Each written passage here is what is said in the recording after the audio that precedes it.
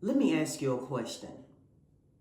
Have you ever made a financial decision because you were tired, frustrated, overwhelmed, and maybe you thought, I'll deal with it later. I'll just skip this payment. I'll give the car back. It'll be okay. But what seems like a small decision today can turn into a problem that follows you for years. And that's what I want to talk to you about today.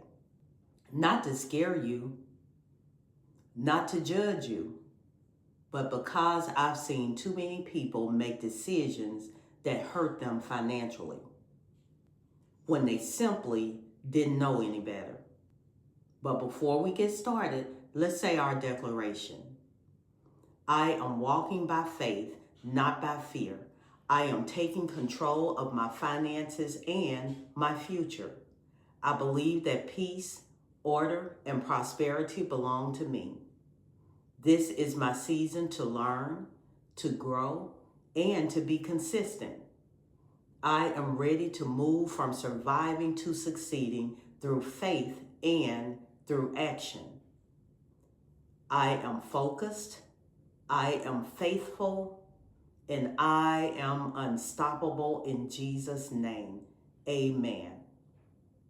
See, when I say those words, I mean it. And I need y'all to mean it too. So listen to what you just said. I am focused, I am faithful, and I am unstoppable. And because of that, I protect my credit, I protect my future. So before you make your next financial decision, I want you to remember those words, because protecting your credit is protecting your future. Here's a big one that I run across. Don't give your car back. See, a lot of people think, if I can't afford it, I'll just give it back. No, ma'am. No, sir. See, a voluntary repossession is still a repossession. And it can stay on your credit for years. So before you make that decision, call the lender. Ask for help. Ask for options. Explore every possibility first. Don't skip your mortgage payment. Your mortgage payment is one of the most important bills you have. One late can do serious damage. If you're struggling, call before you're late, not after. See, most lenders would rather work with you than foreclose on you. Don't skip credit card payments. Sometimes people think it's only 1 month, but 1 month becomes 2 months. 2 becomes 3. And before you know it, the account is charged off. Listen, pay something, even if it's not everything. Stay in communication. Don't co-sign. And I'm sure y'all knew this was coming. See, when you co-sign for people, their habits become your problem. Their late payment becomes your late payment. Their repossession becomes your repossession. If you want to help somebody, teach them. Don't co-sign for them. Don't put bills in your child's name. That's not helping them. That's hurting them before they can even get started. Your children deserves an opportunity to build credit the right way. Don't ignore small bills. Small bills become big bills. A bill that you could have handled today becomes a collection tomorrow. And don't ignore it because it's small. Handle it while it's manageable. And don't max out your credit cards. Just because the card has a limit doesn't mean you should use it all. See, high balances tell lenders you're struggling.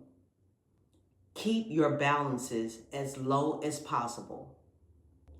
Don't avoid your credit report. Some people don't check their credit because they're afraid of what they'll see. But ignoring it doesn't fix it. Keep your balances as low as possible. You have to know where you are before you can improve it. And here's the most important thing. Don't let stress make your decisions. I've seen people panic, give cars back, stop paying bills, avoid phone calls, and make decisions they regret later. Slow down. Take a breath. Make a plan. Ask questions. Get help. But don't make permanent decisions based on temporary pressure. Y'all, this stuff doesn't last forever. And this is what I want you to understand. See, it seems simple at the time, but many of these decisions follow people for years. Your credit is more than a credit score. It's opportunities. It's options. It's access. It's peace of mind. And that's why I teach this. Not because I'm perfect. Not because I've never made mistakes. But because I've lived long enough to see what happens when we don't understand how credit works. And if I can help you avoid some of those mistakes, then this lesson was worth it. Remember this. You are focused. You are faithful.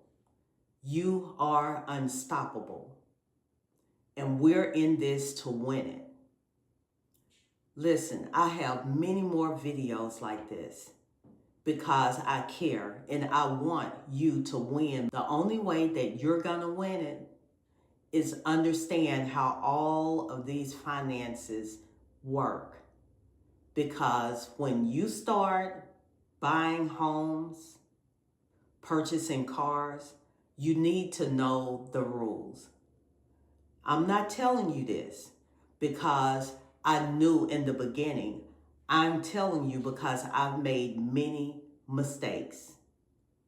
So here is what my grandfather and my mom taught me. When you buy it, just work hard to keep it. And you can do the same thing. See, work don't hurt anyone. And we have so many ways of making money now. I'm showing you in small increments, little pieces, how to build yourself. And if this video helped you, please give it a thumbs up, subscribe, and share it with someone you care about. It really helps this channel reach more people. And remember, financial freedom isn't built in one day. It's built one good decision at a time. Keep trusting God while learning strategy.